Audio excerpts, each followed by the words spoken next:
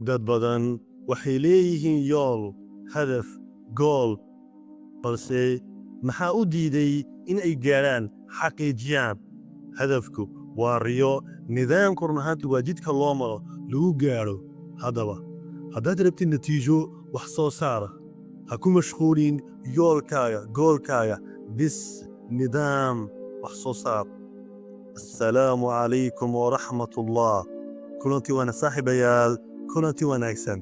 ku soo dhowaada Goofa Podcast. magacaygu waa Ciid. maanta waxaan run ahaantii kula wadaagi doonaa oo ka hadli doonaa mowduuc aad u muhiimsan. nidaamka ayaa run ahaantii ka muhiimsan hadafka. haddaba wakhtigan soo duubayo waa kadib salaadii subax. wakhtigan roob iyo run ahaantii ayaa noo da'aya, jawiga aad ayuu degan yahay. haddaba haddaan gudugano mowduuceenna, dad badan waxay dhahaan waxaan rabnaa inaan noqono qof guulaysta, horumar sameeya, wax soo saar leh. laakiin maalin kasta run ahaantii ma haysto nidaam, qorshe run ahaantii uu ku shaqeeyo. haddaba hadafku waa meel aad rabto inaad gaadhto, halka nidaamkuna uu yahay wax aad samayso maalinta kasti. haddaba farqigaas yar ayaa go'aamiya guushaada, wax soo saarkaaga, horumarkaaga. haddaba su'aasha muhiimka ahi waa muxuu nidaamku uga muhiimsan yahay hadafka? haddaba saa u fahanno mowduuceenna ayaan run ahaantii gudagalaynaa. qodobka koowaad, hadafku wuxuu ku siinayaa jiho, halka nidaamkuna oo ku siinayo dhaqdhaqaaq. hadafku waa jihadaada, laakiin jihada oo keliya kuguma filno inaad run ahaantii meesha aad doonaysid gaadhid. haddaba tusaale, arday run ahaantii ayaa run ahaantii hadaf ayuu leeyahay inuu run ahaantii helo darajo sare, natiijo sare. laakiin haddiiusan u lahayn jadwal waxbarasho oo maalinle aha, hadafka run ahaantii wuxuu noqonayaa run ahaantii rabitaan oo keliya. haddaba nidaamku waa ficil maalinlaha oo joogtaa oo run ahaantii natiijo iyo wax soo saar keena. haddaba haddii aad run ahaantii ay jihadu qof waliba ku filan lahayd, qof kasta run ahaantii uu guulaysan lahaa, qof waliba run ahaantii wax soo buu samayn lahaa. laakiin maxaa ka maqan? haddaba saan u fahanno, qodobka labaad run ahaantii wuxuu xoojinayaa hadafku wuxuu run ahaantii ku saabsan yahay mustaqbal.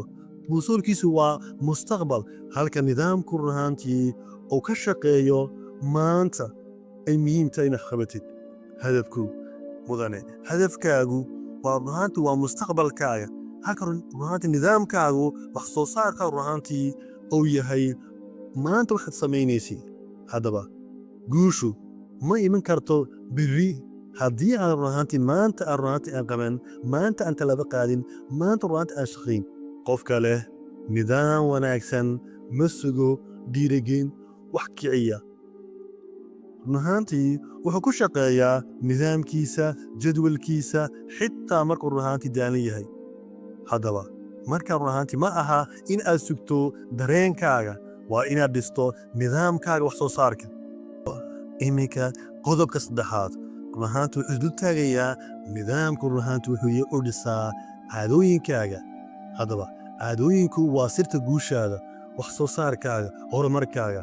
haddii aad nidaamkaa run ahaantii ay ku horseedaan inaad run ahaantii wakhtigaaga aad marayso, maalintaad run ahaantii aad qorshayso, wakhti cibaado, wakhti run ahaantii aseexad ay qorshe ku leeyihiin, wax waliba run ahaantii ay jadwal ku leeyihiin. sanad kadib run ahaantii noloshaadu way isbedelaysaa. haddaba hadaf la'aan, nidaam la'aan waa hami. hadaf run ahaantii aan nidaam lahayn waa hami. nidaam run ahaantii aan hadaf lahayn waa jahwareer. haddaba laakiin weli run ahaantii waxaa jira sir kale oo run ahaantii ka muhiimsan. qodob kale run ahaantii wuxuu muujinayaa oo iftiimina run ahaantii nidaamka run ahaantii wuxuu yareeyaa cadaadiska run ahaantii maskaxda. marka run ahaantii aad ku mashquulsan tahay run ahaantii hadafkaaga, maskaxda run ahaantii waxay dareetaa run ahaantii welwel. haddaba mustaqbal run ahaantii ka fikiraysid, mar walba waxay isweydiisaa goormo ayaan run ahaantii gaari doonaa, xaqiiji doonaa. halka kale nidaamku run ahaantii wuxuu ku mashquuliyaa maskaxdaada inay run ahaantii hawsha maanta qabato maanta run ahaantii inay waajahdo run ahaantii shaqada hawsha hortaalla tani waxay tahay run ahaantii waxay yaraysaa welwelkaaga waxay run ahaantii kordhisaa kalsoonida maskaxdaada haddaba maxaa run ahaantii dhacaya marka run ahaantii nidaamkaagu uu ka run ahaantii ka qayb noqdo shakhsiyadaada uu noqdo mid ka mid a shakhsiyadaada nidaamkaaga markuu noqdo mid ka mid a run ahaantii shakhsiyadaada haddaba nidaamku run ahaantii qofku wuxuu ka dhigaa qof cusub nidaamku run ahaantii qofku wuxuu u bedelaa qof cusub qof wax soo saar leh haddaba saaxiibaya su-aashu maaha waa maxay hadafkaagu su-aasha muhiimka waxaa run ahaantii waa maxay nidaamkaagu maalinlaha ah haddaba waxaan soo gaarnay gunaanadkii mawduuciina maanta haddaba hadafku waa muhiim laakiin nidaamku nidaam la-aan run ahaantii waa riyo ku mashquul maanta wixii ka dambeeya ku mashquul waxaad ku samaynaysa maalin kaste waxayaa run ahaantii yaa muhiima ku horseed run ahaantii wax soo saarkaaga tani run ahaantii waa sirta guusha dhabta ay run ahaantii qof kasta oo guulaysid qof kasta oo run ahaantii wax soo saar leh haddaba haddii aad ka faa'iidaysatay mawduucan wax fiican ka fahantay la wadaag asxaabta ku soo biir goofka podcast saa iyo kulanti wanaagsan assalaamu calaykum waraxmatullah